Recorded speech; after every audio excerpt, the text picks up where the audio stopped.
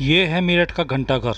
शहर के बीचों बीच यह घंटाघर मेरठ की शान है। 1914 में इस घंटाघर का निर्माण हुआ था और इलाहाबाद हाई कोर्ट की घड़ी को यहाँ लाकर लगाया गया था। जानकार बताते हैं कि दुनिया में यहाँ जैसा घंटाघर कहीं नहीं है। इतना ही नहीं, आज़ादी की लड़ाई के समय में भी घंटाघर क्षेत्र में महात्मा गांधी, नेताजी सुभाष चंद्र बोस समेत कई क्रांतिकारियों ने यहाँ सभाएं की। घंटाघर की घड़ी के पेंडुलम की आवाज़ इतनी तेज़ थी कि 15 किलोमीटर के दायरे के गांवों में भी सुनाई देती थी। पर अब इस घंटाघर की ऐसी स्थिति नहीं है। पिछले 5 साल से घड़ी की मशीन खराब होने से सुइयां ठप पड़ी हुई हैं। करीब 3 साल पहले सुपरस्टार शाहरुख खान की फिल्म आई थी जीरो। वह मेरठ की पृष्ठभूमि पर आधारित फिल्म थी। इसमें घंटाघर क्षेत्र के आसपास की शूटिंग होनी थी, इसलिए शाहरुख खान ने खराब पड़ी घंटाघर की घड़ी को ठीक कराने के लिए 6 लाख रुपए की रकम निर्देशक आनंद राय से भिजवाई थी। जिला प्रशासन ने कानून व्यवस्था को लेकर इस फिल्म की शूटिंग की इजाज़त नहीं दी थी, इसलिए घंटाघर का सेट मुंबई में ही लगाया गया था। फिल्म 2018 में रिलीज़ हुई, लेकिन घंटाघर की घड़ी अभी तक ठीक नहीं हुई है। आज भी समय यह नहीं बताती है। इसके पीछे की क्या कहानी है, आइए जानते हैं। नमस्कार दोस्तों, मैं हूं संजय और आप देख रहे हैं आरपी टाइम्स। आज हम मेरठ घंटाघर में हैं और यह घंटाघर बहुत पुराना है। करीब 1914 में ये शुरू हुआ था घंटाघर। यहाँ पे बताते हैं कि 15-15 किलोमीटर तक यहाँ के घंटी की आवाज़ लोग सुनते थे और अपने काम पर चलते थे। लेकिन पिछले 5 साल से मेरठ घंटाघर बंद है, नहीं चल रहा है। इसकी वजह हम जानेंगे शमसू साहब से, और क्योंकि ये केयर टेकर है घंटाघर के, आइए उनसे मुलाकात करते हैं। क्यों ऐसी वजह रही कि जो है इसकी दरअसल में मशीन लगाई गई थी नई। मतलब जब ज़ीरो फिल्म की शूटिंग हुई थी जी, उस ज़माने में, जब यहाँ वो आए हुए थे शाहरुख खान की फिल्म ज़ीरो की शूटिंग में, उसके डायरेक्टर आनंद राय, तो उन्होंने मुझसे मालूम किया कि भाई आखिर घंटाघर क्यों नहीं चलता। मैंने कहा जी ऐसी ऐसी बात है और 6 लाख रुपए खर्च होंगे इसमें। तो उन्होंने कहा कि हम इसको ठीक करा देंगे। बॉम्बे जाके उन्होंने डायरेक्ट बरेली वालों से, शफ्फन भाई और बच्चन भाई हैं वहाँ जो मशीनें लगाते हैं घंटाघर की, तमाम हिंदुस्तान में घंटाघरों की मशीनें वही बनाते हैं, वही लगाते हैं।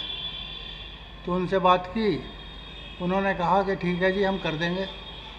तो उन्होंने डायरेक्ट उन्हें पैसे भेज दिए 6 लाख रुपए।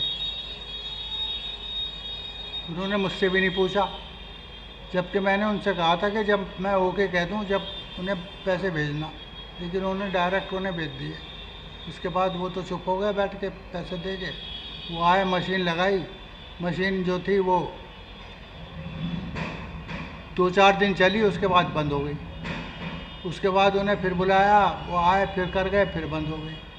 अब ये समझो जब से 4-5 साल हो गए, उनसे 50 हज़ारों दफ़ा तो फ़ोन कर चुका मैं।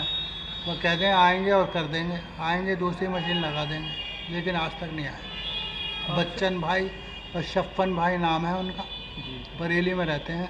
मशीनरी में ही गड़बड़ है। नहीं जी, तो अब क्या हाल फिलहाल में आपने कहा है कि उनसे, या हाँ, हाल फिलहाल में उनसे बातचीत हुई है? मैं तो 50 वो कर चुका, खुद भी बरेली हो ही आया उनके पास, जी, लेकिन नहीं आते वो। तो ये घंटाघर किस तरह से अलग है और घंटाघरों से, थोड़ा सा बताएं क्या इस घंटाघर के बारे में। ये घंटाघर क्या मतलब ये ऐसा घंटाघर पूरी दुनिया में नहीं है, जी, क्योंकि इसका जो नक्शा बनाया था वो मेरठ के ही थे,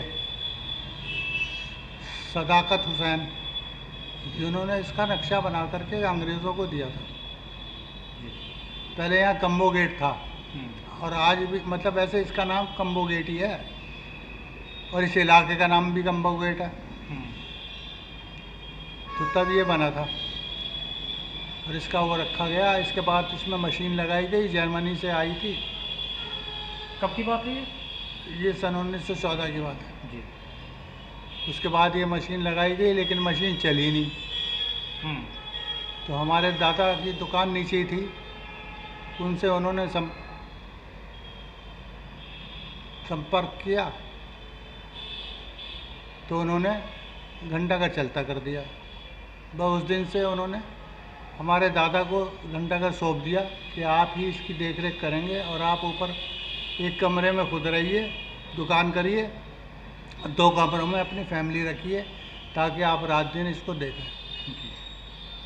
तो ये घंटा ये किस तरह से अलग है? मतलब आपने कहा कि दुनिया में बिल्कुल अलग घड़ी है यहाँ की, नहीं तो ऐसा घंटाघर ही नहीं है पूरी दुनिया में कहीं, जी क्योंकि इसका नक्शा जो है यहीं मेरठ के थे ना, उन्होंने बनाया था। जी जी जब ये बजता तो इसकी 15 किलोमीटर तक आवाज़ जाती थी जी।